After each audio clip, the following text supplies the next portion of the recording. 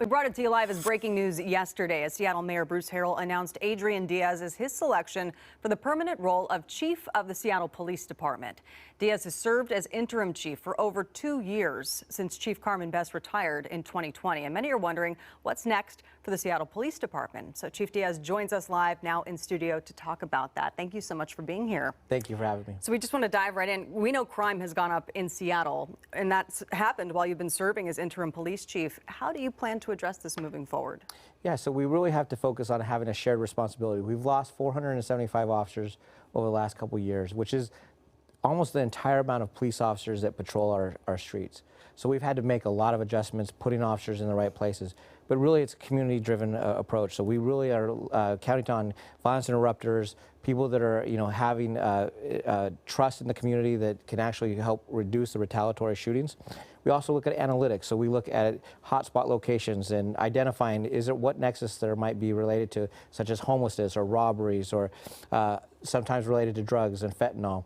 The other aspect is we look at prevention. So we are taking guns off the streets based on extreme risk protection orders. So people that are starting to get to the point where they might end up using guns to hurt themselves or harm others. And then environmental factors. So what we look at is how do we increase lighting? How do we actually cut back brush, make it an inviting place for people to walk down the street? And then the last part is enforcement. So we really are targeting our efforts in very specific locations, and we're also targeting on very specific individuals that have a propensity for using a firearm. We've heard from a lot of viewers who are frustrated. They call 911, they get put on hold.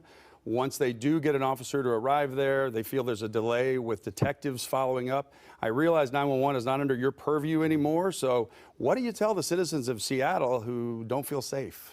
So when it comes to 911, I believe that they've been hiring not a staff to be able to staff that 911 center, as well as non-emergency line, which is very important to us because we're trying to make sure that we get as many calls through a non-emergency process that they can get to online reporting or true reporting.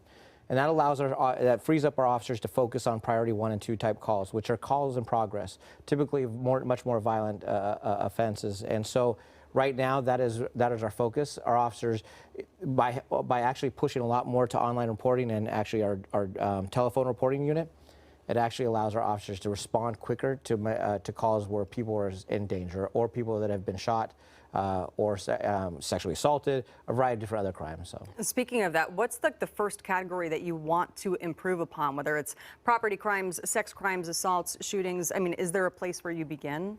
Yeah, so we focus on violent crimes. So when you look at homicides, we know our homicides has gone up to a 25-year high. We also look at sexual assault. Our sexual assaults are actually down when it comes to reporting. Our aggravated assaults and robberies are up. Aggravated assaults are usually related to shots fired. In 2019, we were roughly about 323 shots fired for the whole year. We're at 543 shots fired for this year already. So we've significantly increased. We'll double that amount in just a very short period of time. And so my focus is making sure that we are addressing the violent crime. It's not a priority when it comes to property crime and property damage, theft, etc. We want to make sure that we're still doing that work.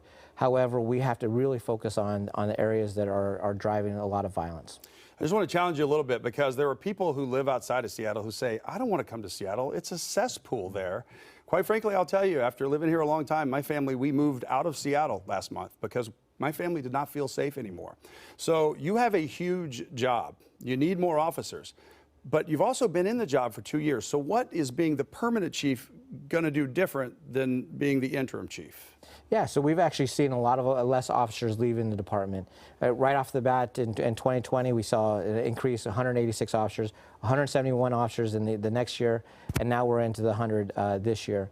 But we're losing most officers to retirement and less officers to go into other agencies. So right now, it's really making sure that this department is focused on valuing our officers, respecting our officers, and that is actually some of the things that we're already working on. We want to work on a new schedule, which is a 4-3 shift, which gives the officers an extra day off for really for their level of wellness.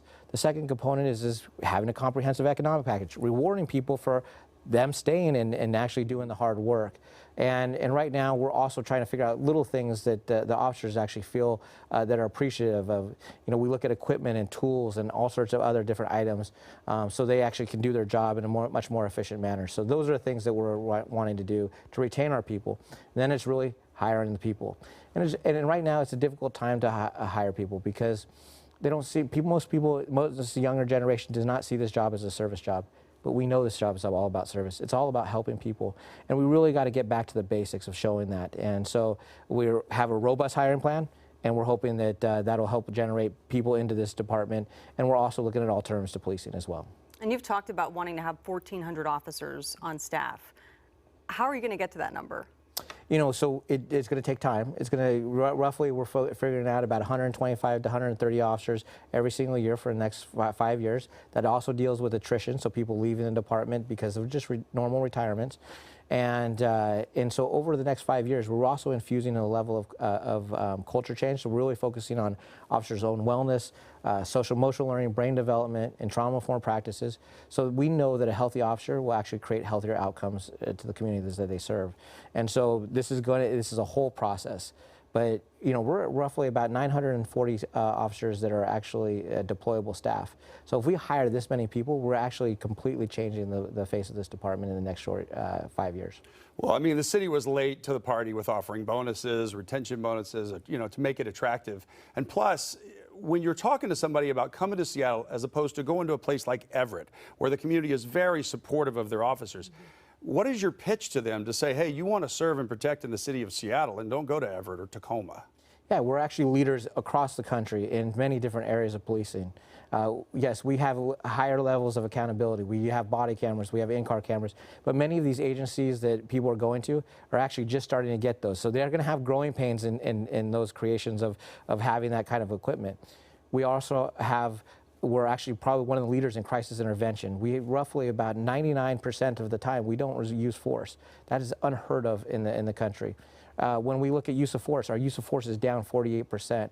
So the things that we're putting in place are actually making officers safer.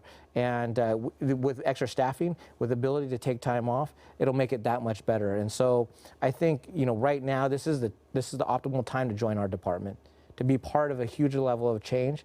And so other departments, they're just starting to actually make those accountability changes that we've already had ingrained in our department. Some people feel that maybe you should have pursued harsher punishments after the Office of Police Accountability found certain officers violated department policy during the 2020 protests. Do you still stand by your decisions, and how do you plan to approach accountability moving forward? Actually, when people say that I was actually soft, which is never something I've heard, I've actually made the most terminations of any chief in our history. So I've almost made it close to 24 terminations, a small actual police department. I've actually been, you know, I've focused our efforts on making sure that our officers are accountable for every level of action that they've done. And I've stand by each and every one of those decisions.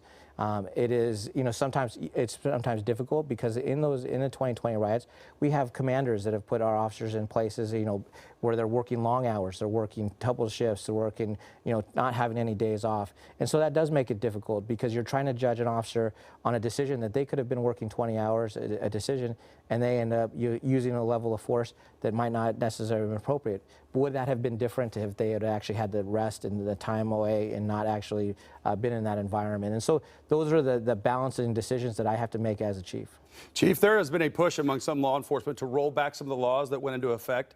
No, Seattle never did pursuits or stopped pursuits a long time ago, but some of the other abilities that were taken away from you to be able to investigate crimes, to have to establish probable cause, you know, right away to be able to detain somebody. Where do you stand on rolling back some of those provisions if the legislature will make some changes? Because we're hearing a lot of frustration from the community, from people getting their cars stolen, that the police can't do enough to stop crime. Yeah, so actually many of the reform efforts actually mirrored our policy because of the consent decree. We've been in a consent decree for over the last 10 years, so we've had to change our policies, repractice it. So even if you rolled back it, we actually have very strict policies in regards to a variety of different areas of policing. It's also made, you know, a reduction in use of force. It's also a reduction in complaints. And the other aspect of it is when it comes to pursuits, we are pursuing people. In fact, last night we had a pursuit, and officers are going out and doing what is right to make sure that violent offenders are not on the street. And we had actually caught a sexual assault suspect just within the last couple of weeks on a pursuit. And so this is actually something that we are doing. And so I think for lower level offenses, I have to balance out people's safety to the public safety to what is also going on with the crime that's committed. All right, Chief Adrian Diaz, thank you so much for your time today. We appreciate it. Congratulations to you too. Thank you so Love to follow up with you in a year after and see where things stand. Thank you so we much. appreciate it. Appreciate Thank you it. for coming in.